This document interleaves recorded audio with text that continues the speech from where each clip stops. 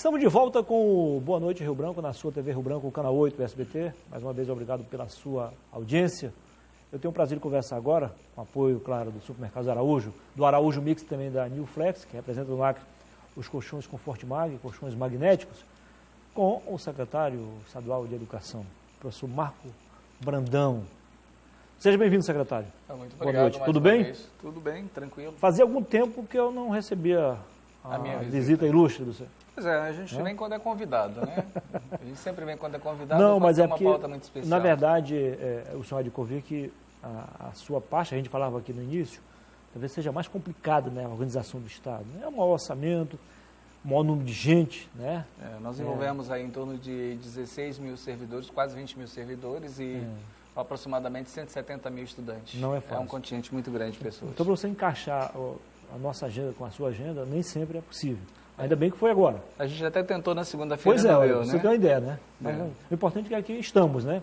Exato. Secretário, como é que o senhor está vendo particularmente e como é que o senhor está sentindo a reação da comunidade estudantil, dos professores, dos próprios estudantes, em relação à medida provisória editada na semana passada, precisamente no dia 22, na quinta-feira, pelo presidente Michel Temer, que muda de forma radical o ensino médio?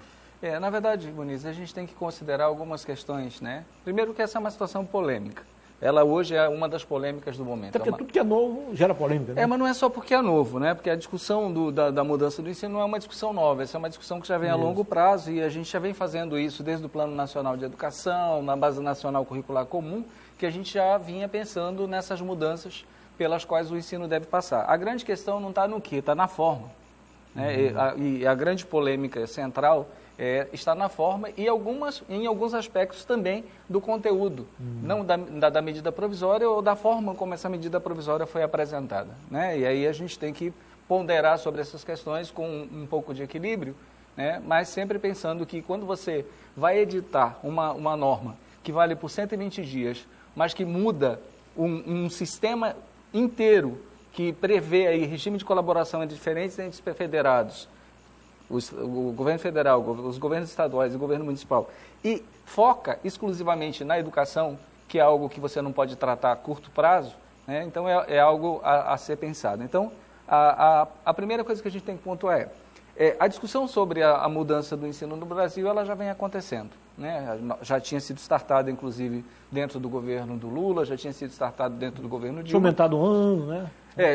Nós já tínhamos implementado o 9º ano, no ensino fundamental 2, mas já havia toda uma discussão para aproximar a escola de uma outra realidade que a gente pretende de formação para os nossos alunos, inclusive para melhorar a qualidade da educação. E para isso foram criados alguns instrumentos, né, entre eles o Plano Nacional de Educação, que previa mudanças substanciais no cenário da educação do país, inclusive com atrelamento de recursos, né, com vinculação de recursos, para que isso acontecesse, como os 7% do PIB a chegar a 10% do PIB. Várias metas, os recursos do pré-sal, entre outras coisas. E entre essas muitas coisas, a Base Nacional Curricular Comum. Né?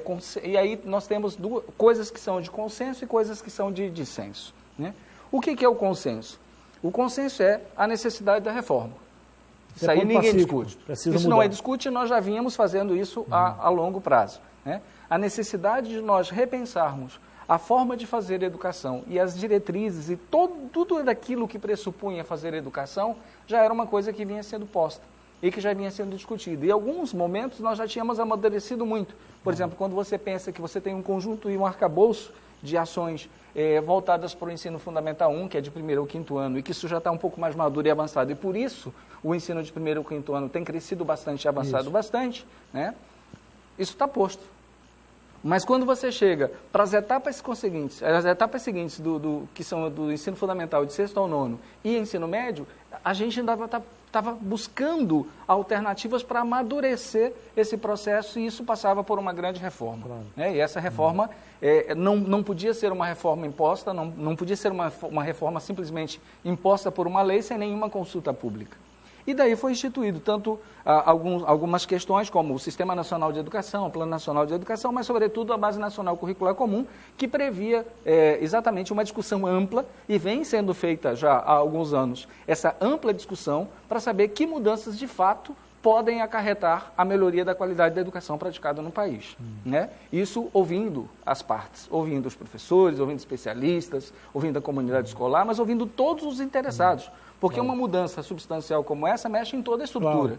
Né? Na sua opinião, secretário, as mudanças precisam serem feitas por quê? Porque houve um avanço natural ou estava tão ultrapassado esse modelo que aí está, que não estava mais correspondendo à expectativa da comunidade estudantil? Na verdade, nós temos que pensar o seguinte, a sociedade ela evolui muito rapidamente, né, Muniz? Mas as instituições nem sempre acompanham essas evoluções. Essa eu acho que é a grande questão que a gente coloca como cerne da discussão.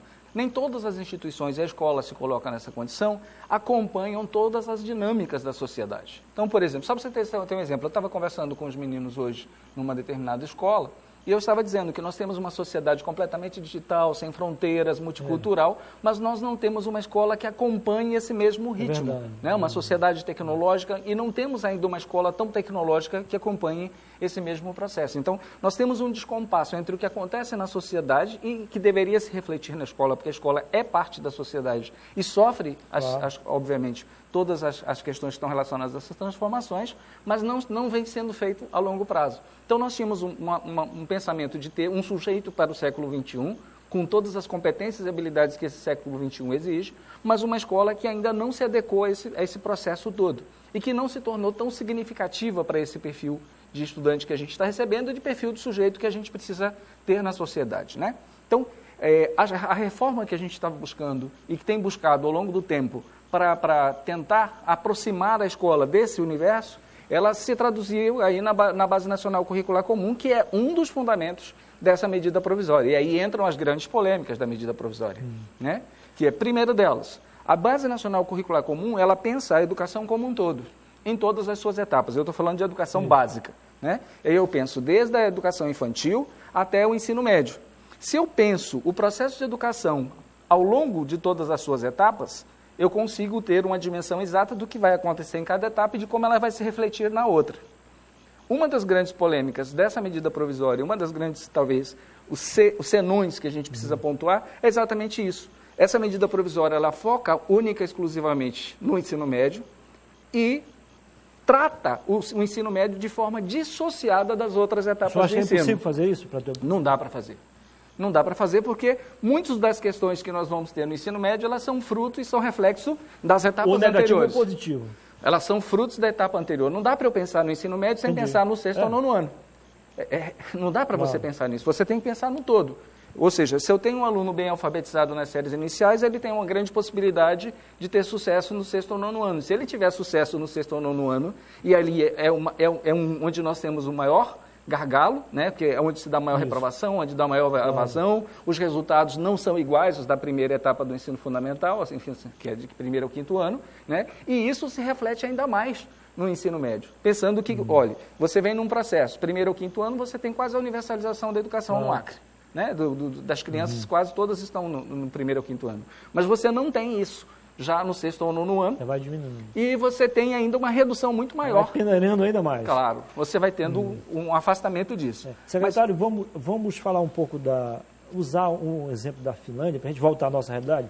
A Finlândia, que é uma grande referência hoje. Finlândia, Canadá. Lá, desculpa a expressão grotesca, Austrália. Lá eles desorganizaram para organizar, né? Na Finlândia, em mas a grande questão muitas escolas, não se discute lá matérias, disciplinas, mas sim temas. Né? São áreas de conhecimento. Áreas de conhecimento. Essa é a lógica da Base Nacional Curricular Comum. A lógica da Base Nacional Curricular Comum é de não se excluir conhecimentos do processo de formação. O problema é como é que eles vão aparecer no processo de formação. A questão é que nós estamos acostumados a trabalhar com disciplinas e não com áreas de conhecimento. Isso é uma outra maneira de fazer educação, né? Outra coisa é nós trabalharmos os conhecimentos científicos e também trabalharmos os conhecimentos que nós chamamos de emocionais, socioemocionais, né, que também são parte do processo de formação de um cidadão. A grande questão em relação ao que nós estamos discutindo e o que nós estamos colocando em relação a essa medida provisória tem a ver também com esse processo que foi instalado na Finlândia. A Finlândia, quando construiu o seu currículo, ela fez o que a Base Nacional Curricular Comum está fazendo. e o que começou a ser feito dentro do governo Dilma em todas as medidas, que é ouvir a sociedade. Ouvir a sociedade, ter a participação ativa da sociedade. Não foi editado numa medida provisória. Entendi. Acho que faltou um pouco mais de... Exatamente. A grande questão o que o governo hoje afirma é dizer, nós temos urgência de mudar o ensino médio. Então vamos provocar agora a discussão. A Base Nacional Curricular Comum começou pelo processo inverso, que eu acho que deve ser o processo correto. É ouvir as pessoas, discutir, dialogar, né, conversar, apresentar as propostas, reformular essas propostas, avaliar, para que se chegue num currículo maduro, que é o que pode, por exemplo, tem na Finlândia, e que não está associado somente àquilo que vai ter ou não vai ter no ensino. Isso. Né? Ou quais são os percursos formativos ou os percursos que serão flexionados dentro do processo de formação. Mas o que elementos contribuirão para que esse currículo ele seja efetivo, como, por exemplo, formação de professores, estruturas de escolas. É isso que eu ia perguntar para o senhor o seguinte, o senhor acha que, só para encerrar, o nosso tempo já estourou, mas na sua opinião, essas mudanças... Nós já acabamos o tempo, Muniz? Tudo que é bom dura pouco, né? É porque hoje, quarta-feira, é um pouco mais curto, você tem razão. Tá? Mas é o seguinte, eu quero a sua opinião sobre o seguinte assunto. O senhor acha que essas mudanças, uma vez discutidas, analisadas com a comunidade, elas podem tornar esse ambiente escolar mais atrativo ao estudante, menos cansativo aos professores? Tem um aspecto que a gente já vinha discutindo dentro do Conselho de Secretários e que já vinha sendo objeto de discussão dentro do governo Dilma e que era parte da Base Nacional Curricular Comum, que é ter o aluno como foco central do processo. Isso é fundamental. Isso é fundamental, porque nós temos que enxergar quais são os projetos de vida dos nossos alunos, o que eles pretendem para as suas vidas, qual é a aderência desses projetos de vidas à perspectiva social em que eles estão inseridos, o contexto social em que eles estão inseridos, para a gente poder desenhar que modelo de educação a gente vai ofertar para eles. Não tem como a gente fazer isso diferente. Né? E essa é uma das grandes polêmicas. Nós não podemos agora, depois de editada uma medida provisória, ouvir os alunos, ouvir os professores, ouvir quem quer que seja. Nós teríamos que ter começado por esse processo, já que ele é fundamental para que a gente possa desenhar. Essa discussão está apenas começando, o senhor terá outras oportunidades, evidentemente, com a gente aqui no outro programa, sendo um bom dia, no debate também, no Tribuna Livre, enfim. A gente não tocou nas questões mais nevrálgicas dessa medida provisória. Tempo, né? Mas inicialmente, eu quero agradecê-lo e parabenizá-lo pelo trabalho. Muito obrigado, recebê-lo aqui. O prazer é nosso. Muito bem. Depois do intervalo comercial, eu volto para conversar com o José de Ordene, isso mesmo, Barbosa. Ele é gerente de defesa animal do IDAF. Até já.